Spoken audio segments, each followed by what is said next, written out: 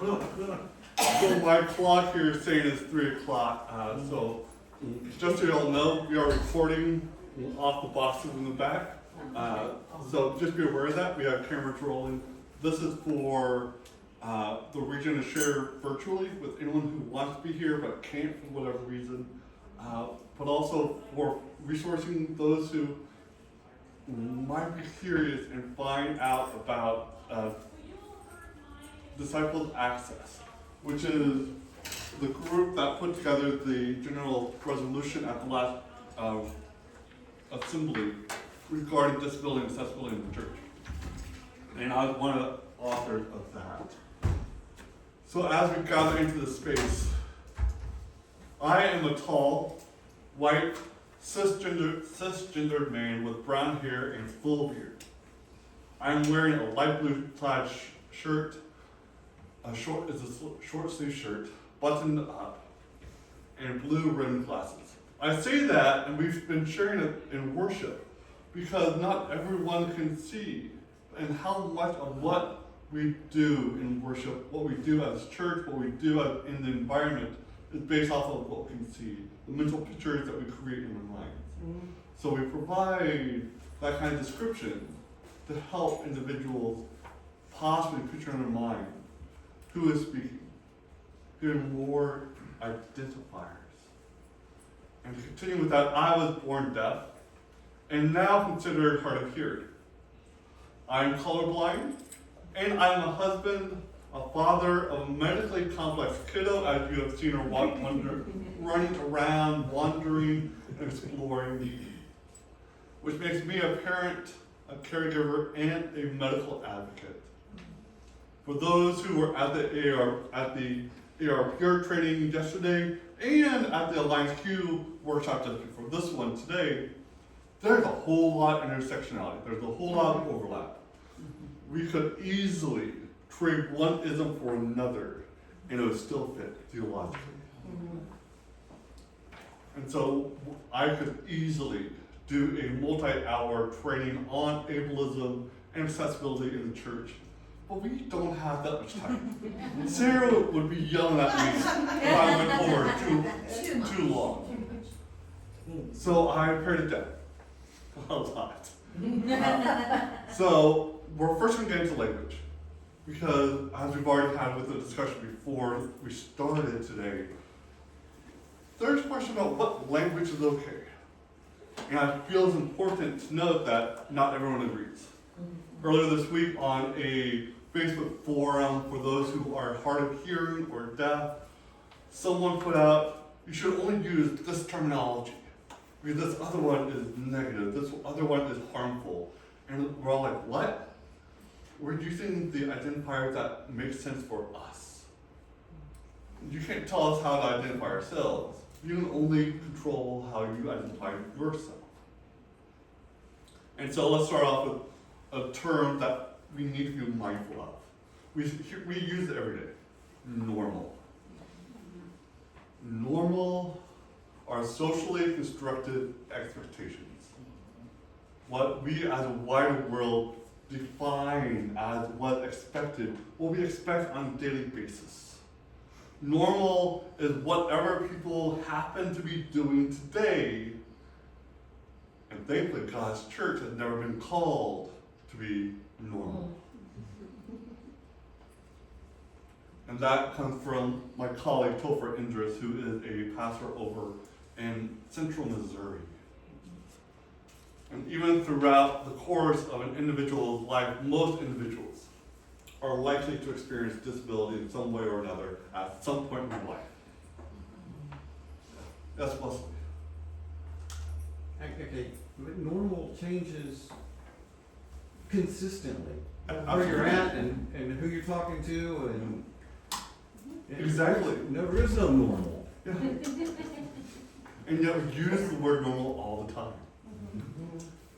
And it's important to note, we will all most likely experience some form of disability at one point or another, whether it's short-term or long-term disability.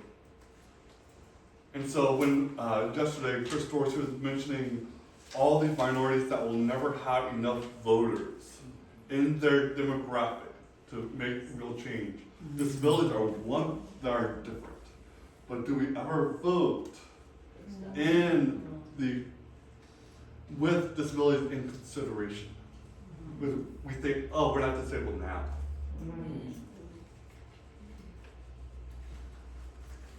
And here's where we're getting some fun language. Because no one agrees. Over the decades, there has been an ongoing discussion between the use of these two terms, disabled versus person with disability. And there is no good answer either way, and much of the various other demographics, and like many other demographics, it is best to take a cue from individuals that you are engaging with. Talk with people and find out what they prefer to use for themselves. Disabled. I am a disabled person. I use that as my identity, in part because I was told from a young age, oh, you're not disabled.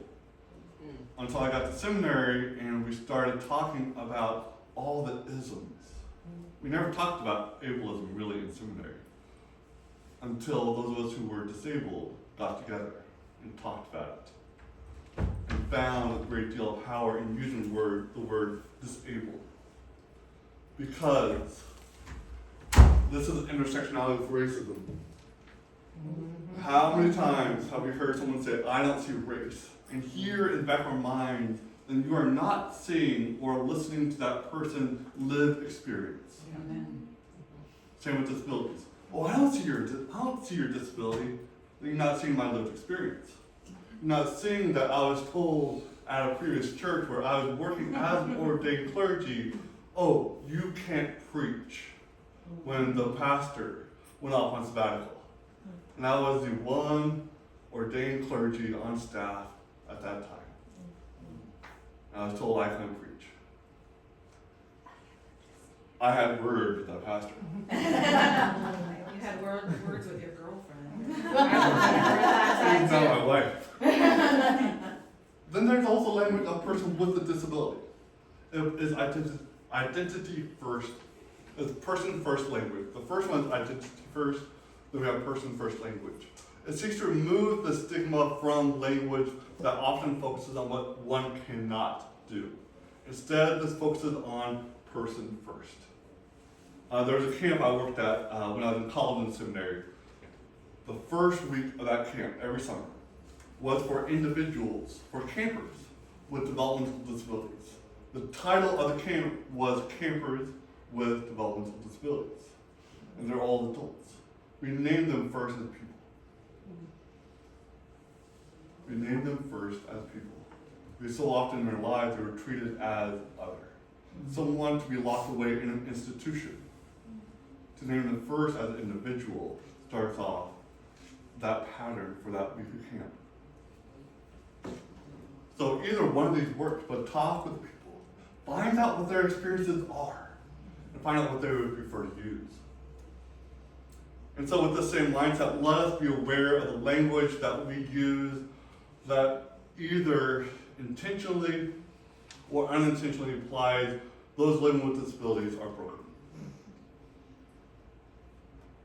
This is, if you were here in this room just an hour ago, you heard language of broken, other, unworthy. Same with disabilities. We use language in our theology, in our churches, that name people with disabilities as other, unless you're first healed. How often do we use the language in our scriptures that Christ came to bring sight to the blind? What about those who don't have sight? Did Christ save them too? So think about the language we use. It takes work. And here's a quick theological question that came up when I was in seminary. What does heaven look like to someone with a disability? Especially someone who had a lifelong disability. This came up as I was talking with a colleague who has since passed, Ryan Matthews. He lived his life in a wheelchair. He and I started talking, and we asked, what does heaven look like to you? Does it look like you have no disability?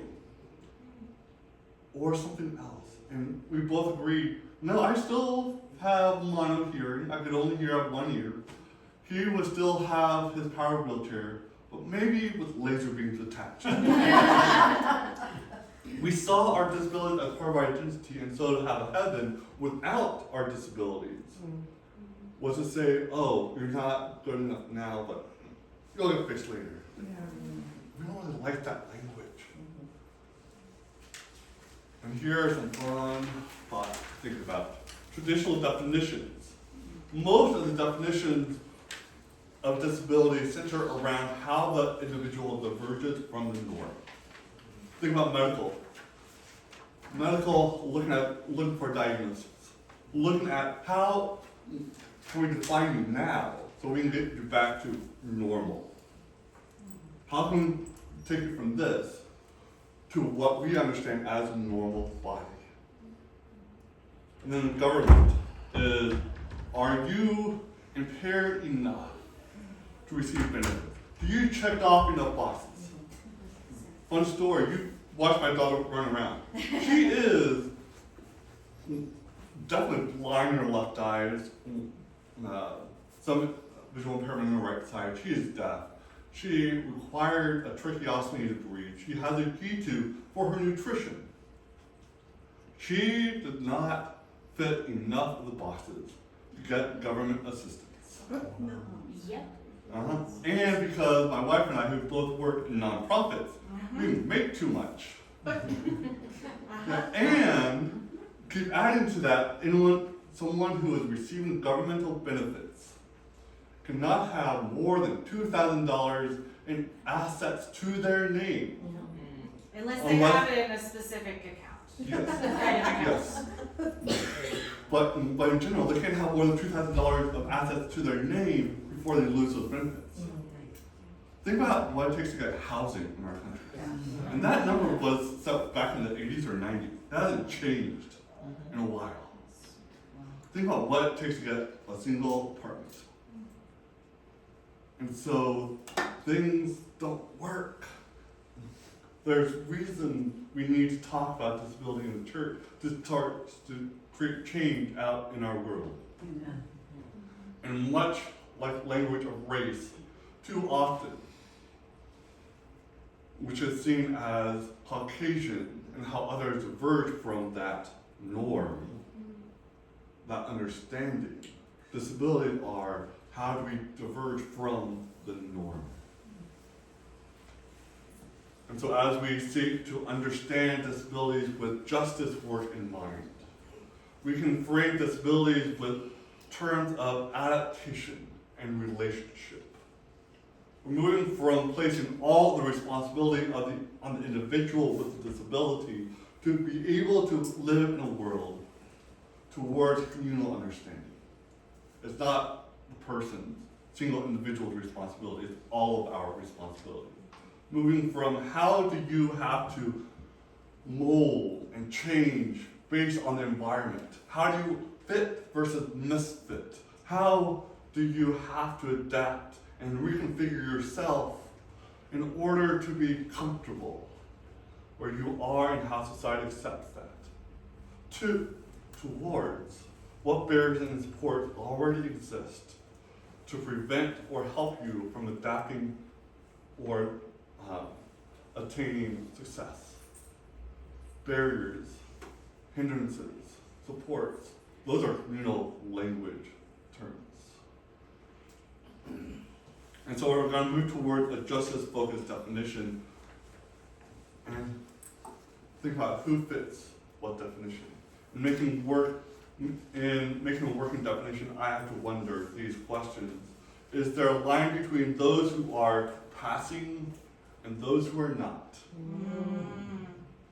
For a lot of my life, I've been passing. In high school, I stopped wearing a hearing aid. And I was passing, unless I told someone I was actually hard of hearing. Are there some disabilities that qualify and others that do not? Here's a question for you, and I'll get to my working definition in just a little bit. Think about allergies to food. that impact how someone engages with the community. Would you consider those a disability? If we do, invite us thinking about how we have to change our behavior. I had a memorial service a couple months ago. The widow is allergic to chocolate. Our planning team, who handles all the receptions, was making plans for what kind of food, what kind of goodies they're gonna make available. And they were planning on having chocolate chip cookies. I said, no, that makes no sense. This person is allergic to chocolate. You are there to support them. We're not providing chocolate at this reception. This person has a lot of chocolate. We are not gonna have chocolate because they are allergic. Let's start with that mindset. And yeah.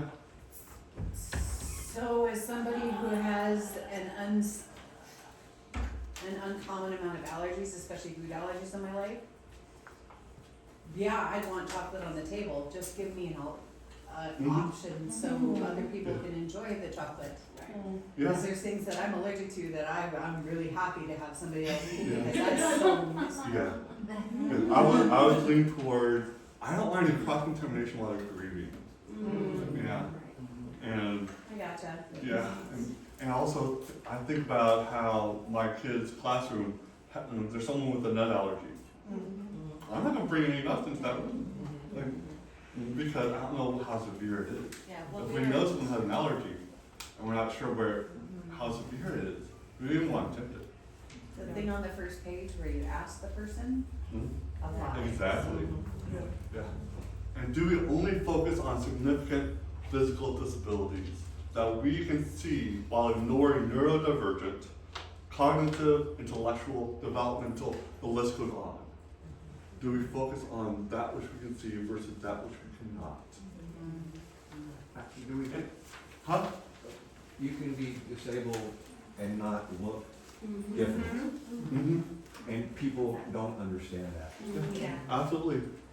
How many stories have we seen on Reddit, TikTok, Facebook, saying of people who park in a handicap spot being accused of, you are too young, you can't be disabled. You don't look disabled. Exactly. Yeah.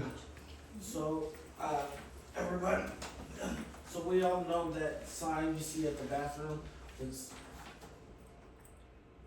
the sign you see on the bathroom that has a person either, whatever, it's a person standing there to let you know who can go in, blah, blah, blah, there's all kinds of craziness with that.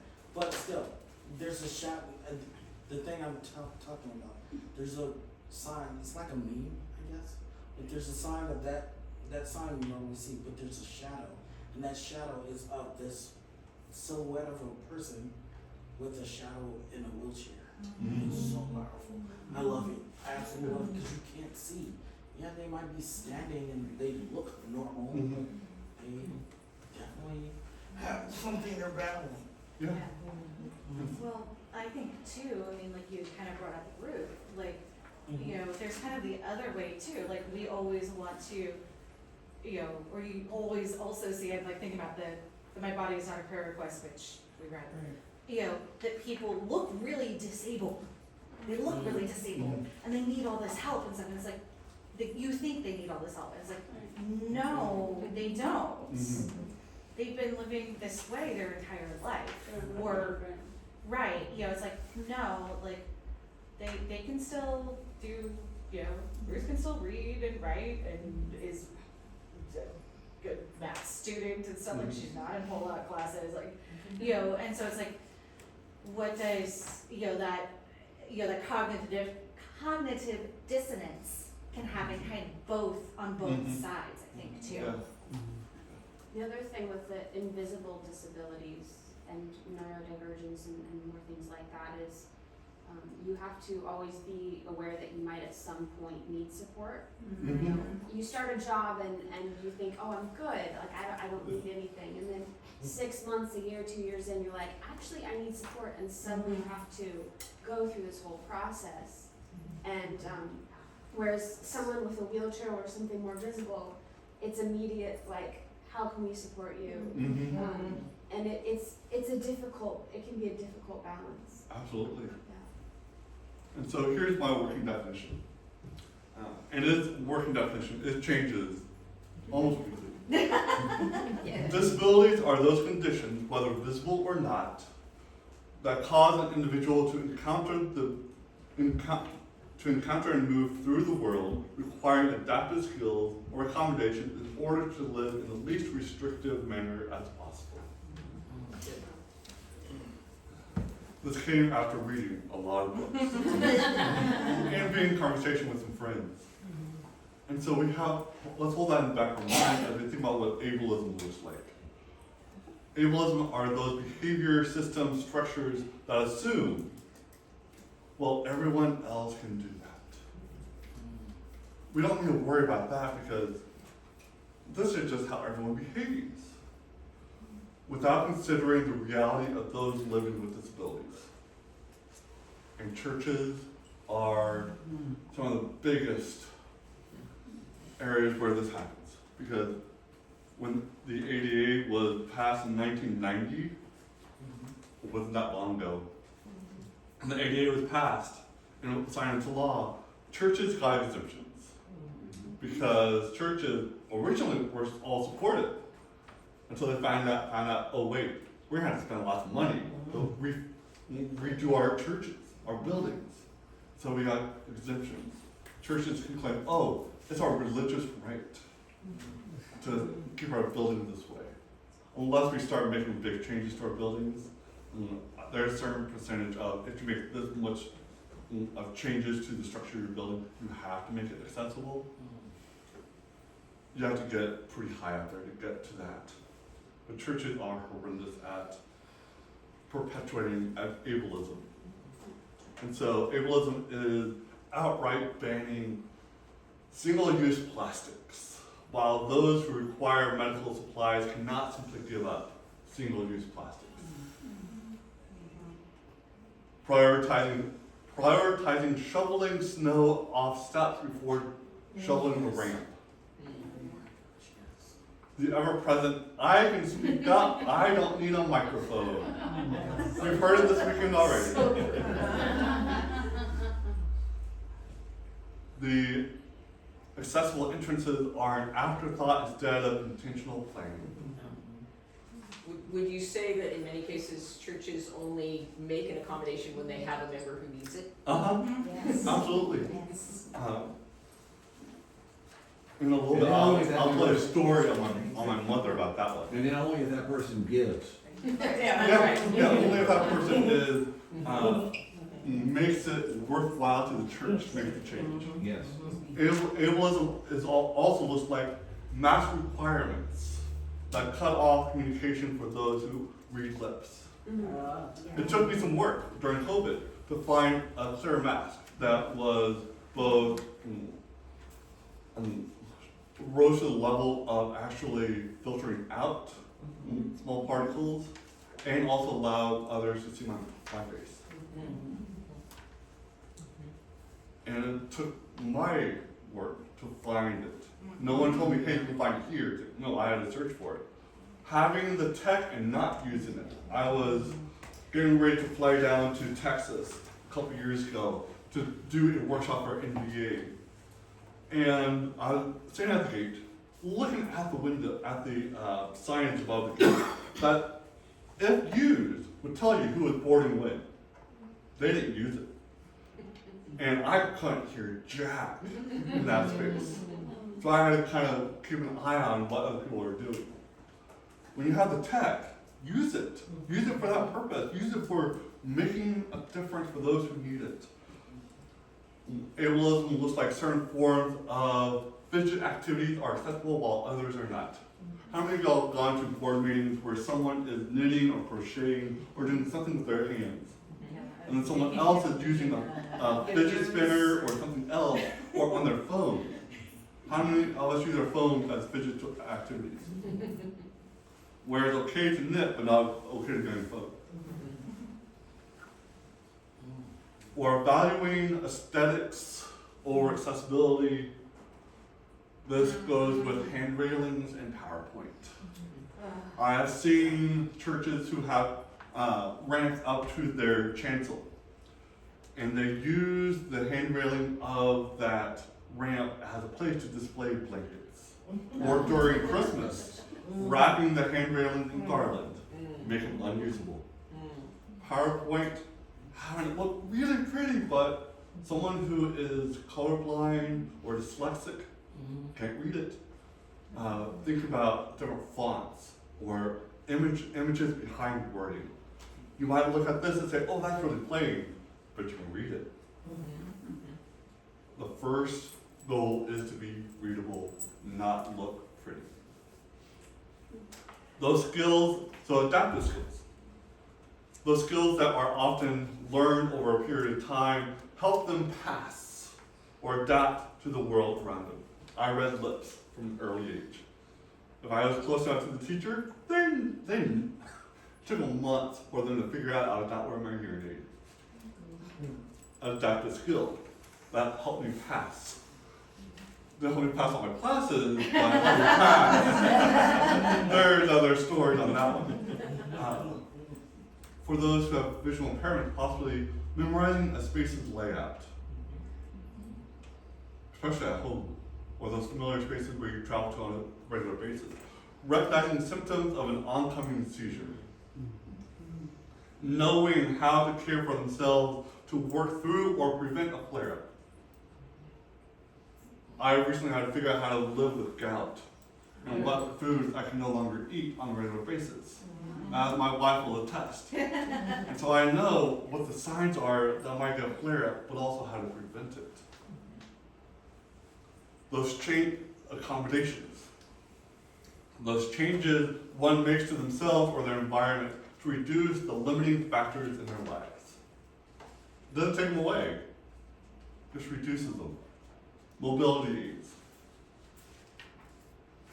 Noise canceling headphones. At lunch, I was getting a little overwhelmed in the fellowship hall because it was loud. And I couldn't hear anything. I couldn't listen to conversations because I just couldn't focus. Hearing aids. Yeah. I want to add something. Wait until you got the hearing aids. Nobody ever thinks about it. But if we were doing presentations, put in a Bluetooth transmitter. Most hearing aids these days are Bluetooth compatible, and it would make it work a lot better for Oh, people yeah. with AIDS. Oh, I absolutely. suggested that to the Spokane Indians 2 weeks ago. Let's see if they do it. But Yeah. Also glasses. Glasses, we don't consider people who wear glasses disabled all of that because they've become normalized. But glasses are accommodation tools, service animals, preferential seating in classes or conference centers, closed captions, an aid or a caregiver, medications that help you make it through the day, ramps, visual items, medical devices, and lighting. I recently had a meeting in the church and someone looked up and immediately thought our lights were all the fluorescents. I said, that's gonna be an issue.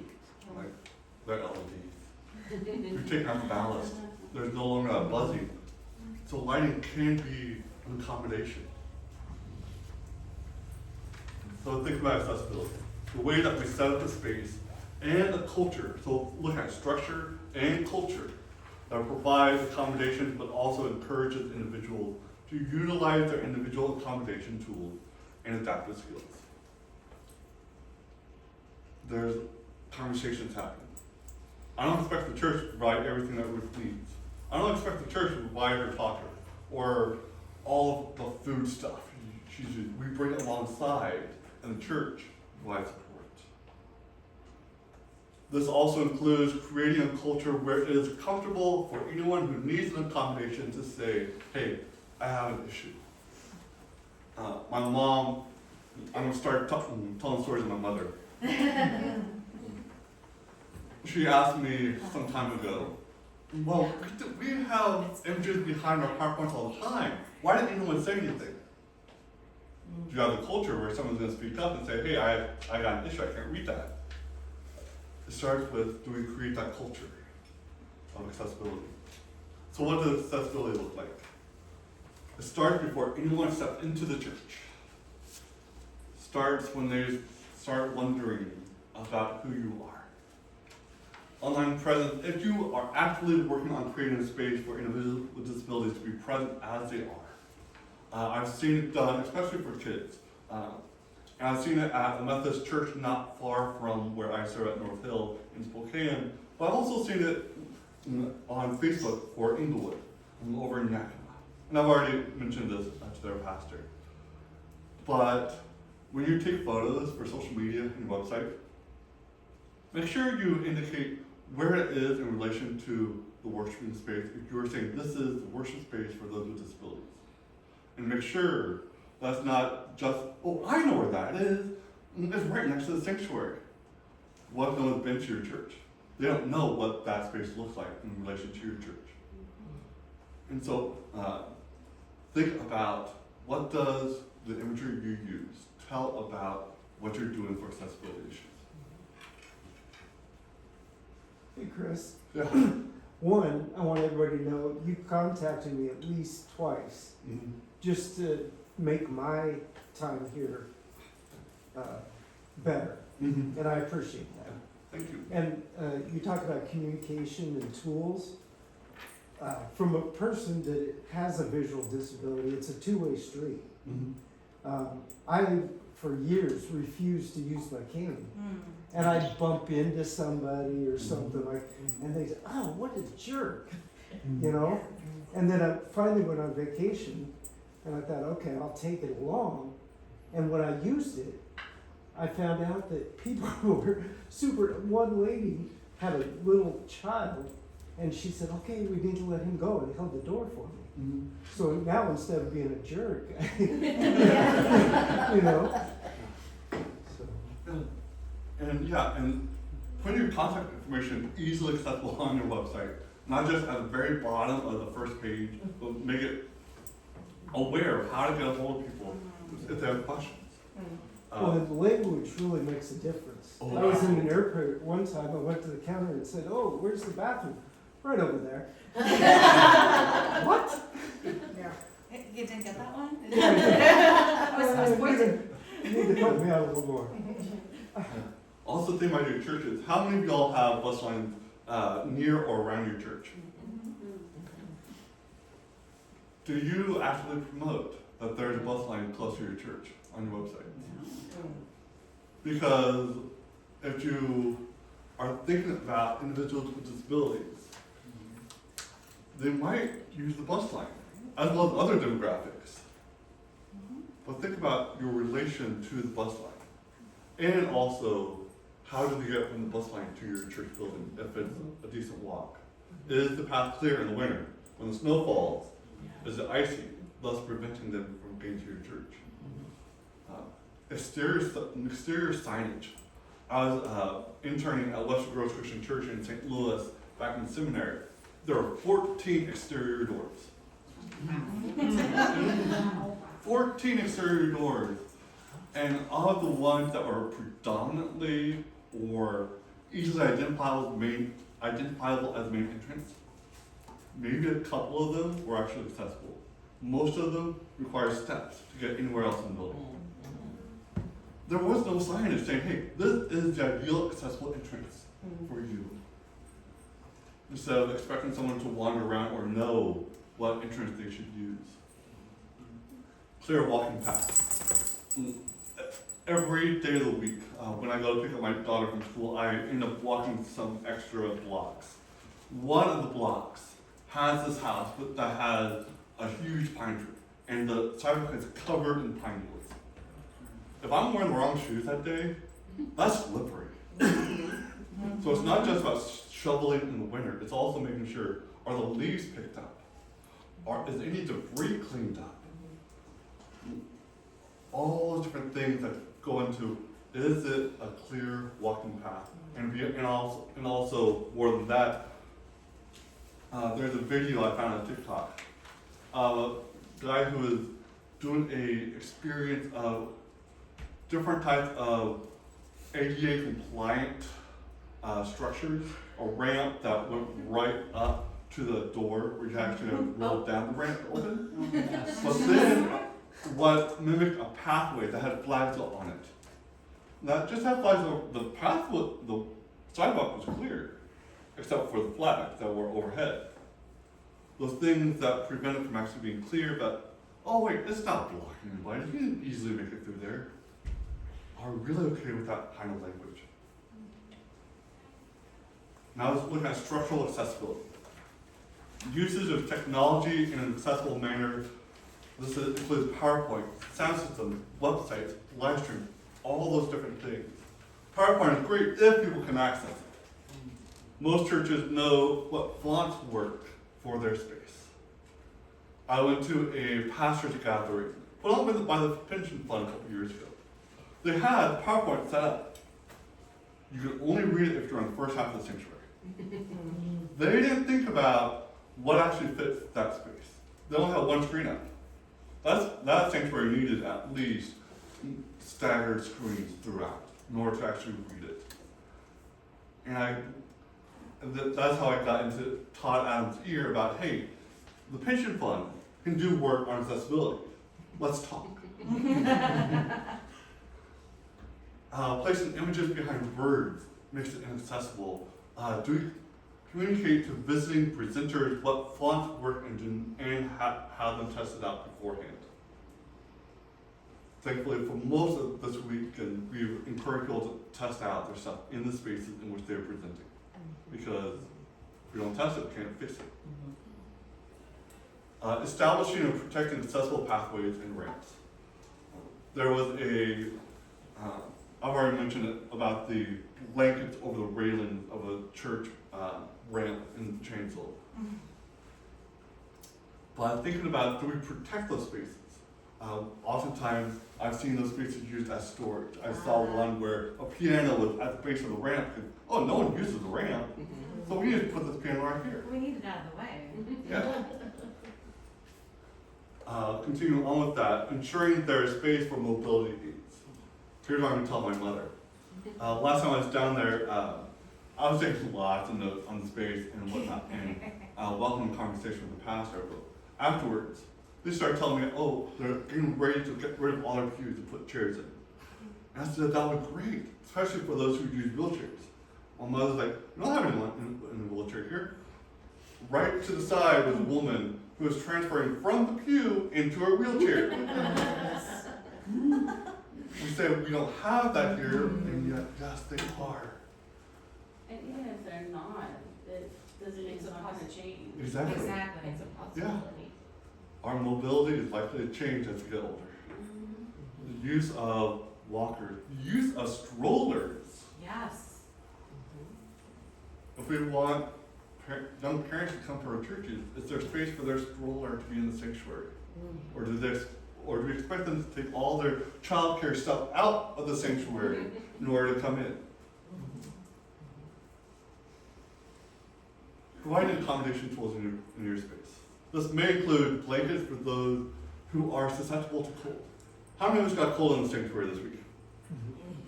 Think about someone who that cold causes pain to their bones. We have a woman in our church who now has a muff that she puts her hands in during worship that she keeps in the sanctuary. That's an accessibility tool. That makes it possible for her to be put in that space. Earmuffs, especially if y'all have organs or loud music. Ensure those who need the accessible entrance are treated as equals. Previous church I worked at in Salem, Oregon, the accessible entrance to their sanctuary was in the front. And you had to go through this cramped, dark hallway. It wasn't a long hallway, it was kind of cramped and dark. But it was all the way away from the narthex, where people gathered before worship, where they talked to the pastor after worship. But someone in a wheelchair couldn't get there. you had to actually go up a couple steps to get to that narthex if you went round where everyone else went. That falls in line with, do we put the ramp in the back of the building where it's easy to install, where it's cheap to install, Or it doesn't look bad. where it doesn't look bad, aesthetics, or functionality? And how many times have we seen images or videos of the accessible entrance is right next to the dumpsters? What does that say about people with disabilities? Yeah. The church that my husband worked at, when our daughter used a wheelchair, had an accessible restroom. We almost never worshiped there. Sorry if you're from there and I'm offending you.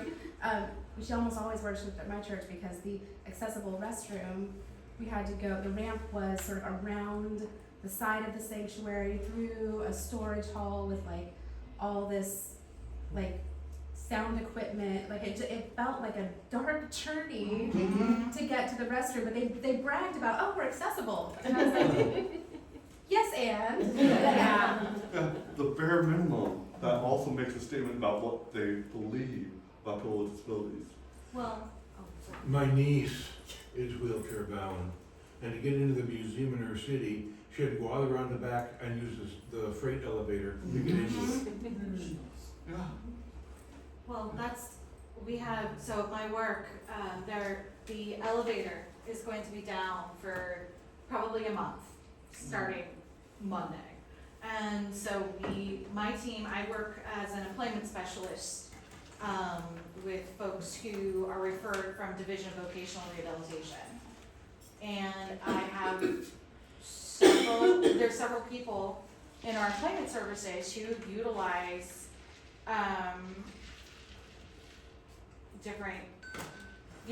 who need to use the elevator for various reasons, whether they have mobility issues, whether they use aids, one person that's in a wheelchair.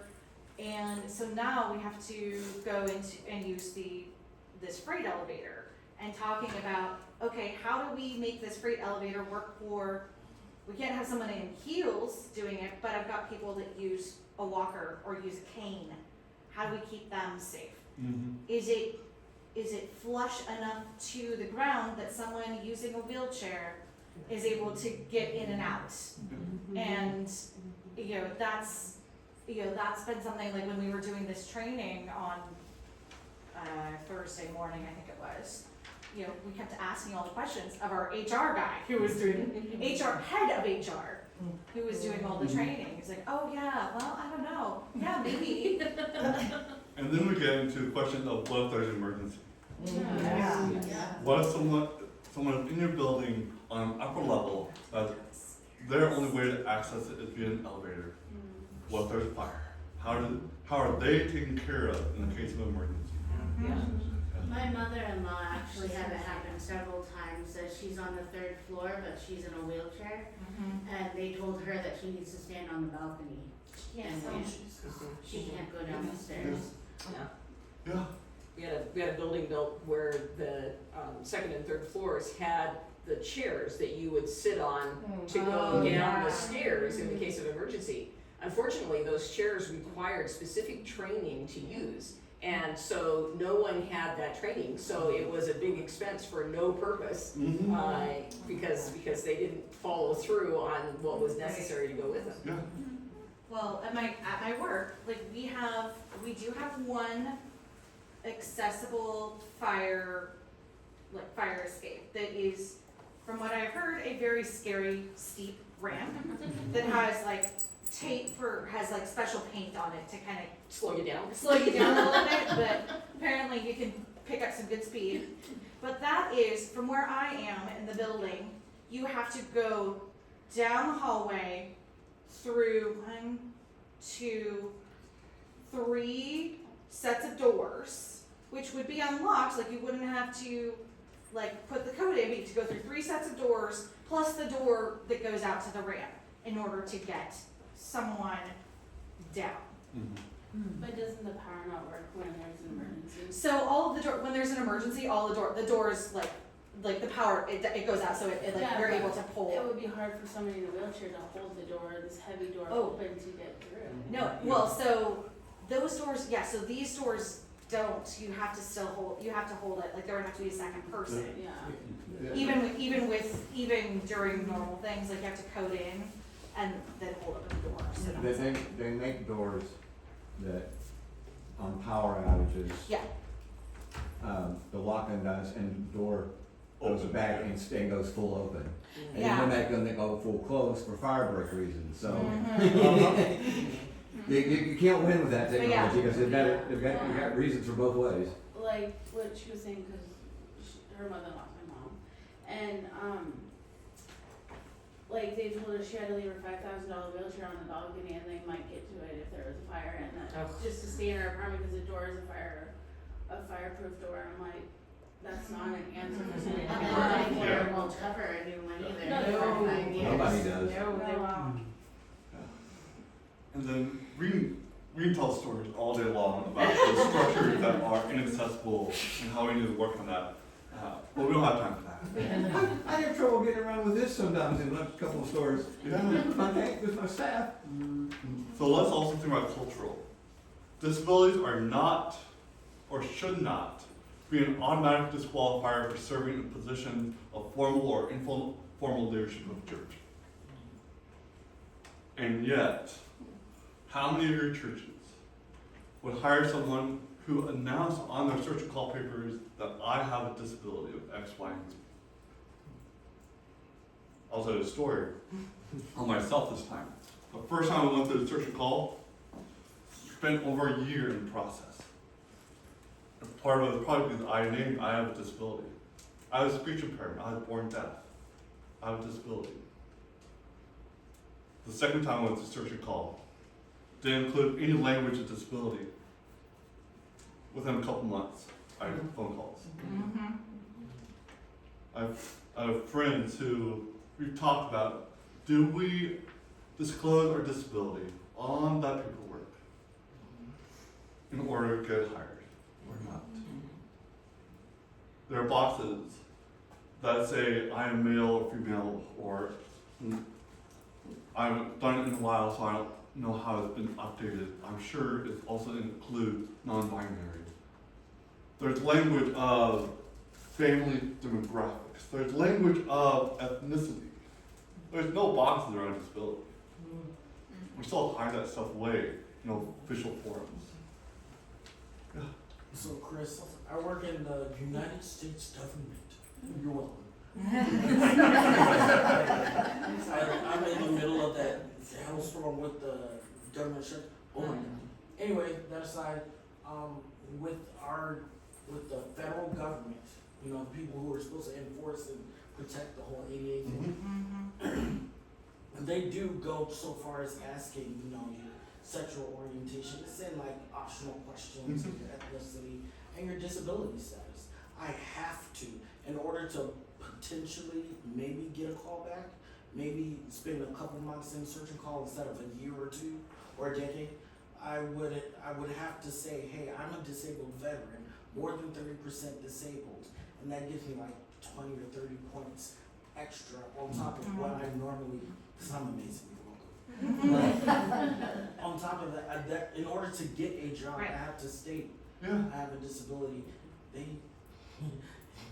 And yet churches that are supposed to be about justice work, that is not helpful.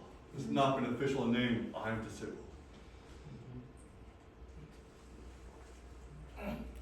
Being culturally accessible also means establishing practices regarding known common disabilities and be willing to add additional practices on top of it. Start with the community you know and have.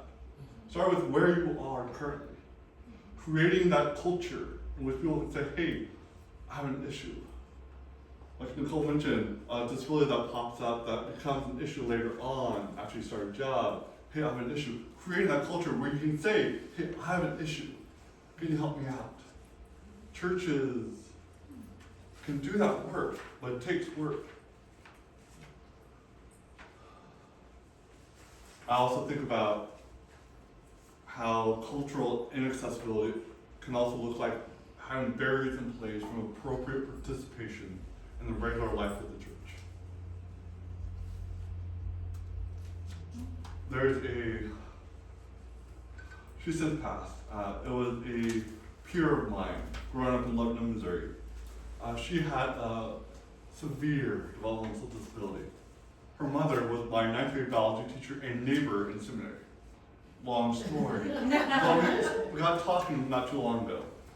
And she went to Menaz Church, and she mentioned that after he left, this young girl, Colleen, her disability made it such that it was more appropriate for her to be in the nursery with her baby doll, because that's where she was developmentally. But the church said, she should be in worship with you.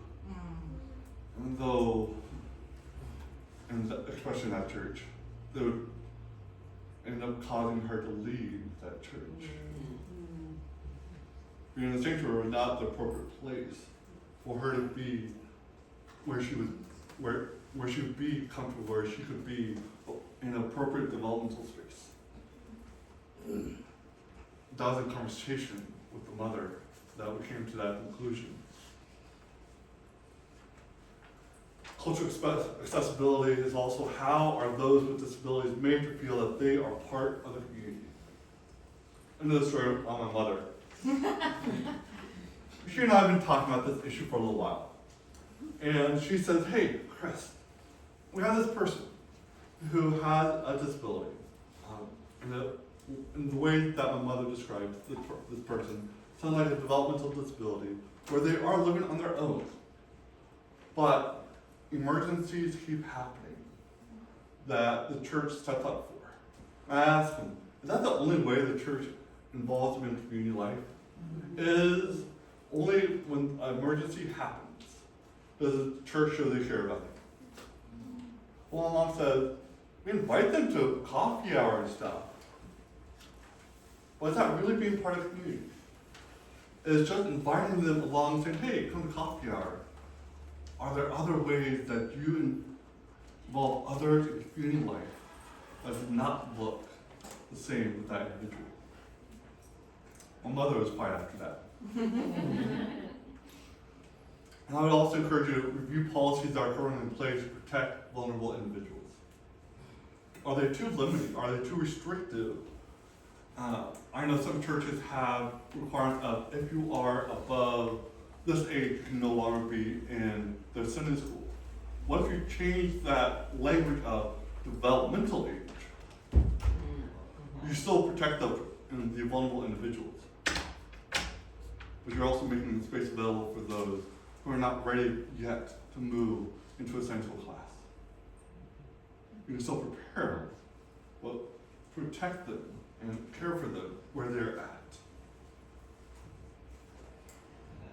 We're getting close to the end. Here are some 5 easy, cheap, for the most part, ways that you can be accessible in your church. Post signage showing barrier-free pathways and marking every room. Takes some work, takes some effort, but it makes a huge deal. When using slides, utilize high contrast, like dark basic font on light or white background. I'm assuming purple or blue? Blue, but it's high contrast. It's not gonna meld together. I use a basic font.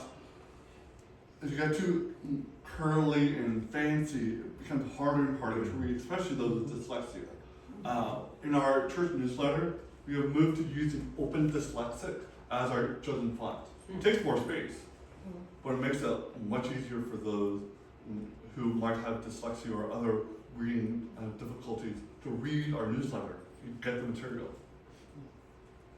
Remove anything scented when possible. Name a fragrance-free policy. How many people have allergies, especially in the spring? What happens if you get too close to an Easter lily? It's not a good experience. You can remove the stem or the stoma. The stamen from the flower, remove the pollen. It takes some work, but you can do it. There are also flowers that are not as bad. They're not Colin has allergies, and he's the pastor of our church, and made it very clear early on that lilies at Easter make It it, shouldn't be on the pulpit. I asked for them not to be on the pulpit. and so now every year we have different flowers. I don't, we had calla lilies this year, but there's lots of flowers that do not have the amount of pollen that lilies do. Yeah, Yeah, absolutely. And they look very nice.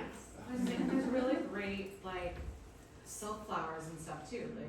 Yeah, it's like fake flowers, they make Yeah. fake flowers that look just like the real ones, you can't Absolutely. tell the difference, you really, it looks For really Easter bad. crops, we use fake flowers. Makes it a lot easier. I don't have to clean it up every year. And I pulled out from last year. You can also lend headphones or earbuds for those who might need it. Have them available. It doesn't. I think ours cost maybe $20, and I got a pair of them. So just hang on the sanctuary. Anyone can pick them up. Provide name tags at all events. You'll notice if you start talking to my daughter, she's gonna grab your name tag. She's gonna flip it over and read your name. She wants to know who you are. She does that at school all the time. The teachers have gotten used to it. But having name tags available at all events and encouraging people to wear it is not only welcoming to visitors, but also welcoming to anyone who has memory issues. Think about your members who have dementia, who are struggling to remember, oh, I know you're important, but what's your name? Yeah. Wear a name tag that says, Some of these don't have. here, I'll help you out. Well, yeah, I love having It is horrifying when someone walks up to me and says my name. Because I can't remember people's names. Yeah. And people will laugh, oh, pastor who can't remember people's names. I have never been able to remember people's names. Mhm. And people walk up to me and say say my name. And so I've got lots of adaptations or adaptive skills around that. But name tags have made a huge difference. People I've known for years, nearly a decade, and I still read the name tag. Absolutely. Do you read it backwards though? What was that? We had We had a conversation. where I read his name tag backwards and he was super impressed. So if you want some good continuing education, during the previous session on Alliance, by Alliance Q, you mentioned justice seminar, workshop, whatever, for those with disabilities, and it was not helpful. This one, so good. I went to it on sabbatical a couple of years ago, and I found for the first time an environment in which I did not have to match. I did simply be present. I did it virtually. If you want to see how to do a workshop or a conference virtually or hybrid, they put a lot of work into how to make it accessible both in person and online. And so their next one is coming up June 15th and 17th at, they're up in Michigan. It's in Minneapolis, isn't it? Yeah, Oh, it's in Minneapolis. and so they thought about, hey, there's justice work that needs to be done in that space after the events with ICE. And you can find it, you can get fairly inexpensively if you do it as a hybrid, attend virtually, and they pull you in amazing ways. This QR code that's also on your handout and also on the back of my name tag is the QR code to a link to is a Google Drive link, Google Drive folder with all of the resources I've compiled since before the last General Assembly. This includes book lists, sermons that are focused on disability. It includes property and building checklists that say, hey, let me do an audit of my building, where I don't have to call someone and bring them in. I can do it myself. And you can do a checklist. There are some amazing resources, including this workshop. And I'll actually be adding this video to that Google Drive so that it's accessible to all those who have access to this. Another great resource is a documentary, Crip Camp. It's on Netflix. If you want a quick rundown on the history of disability justice and work within the US, that's an amazing movie.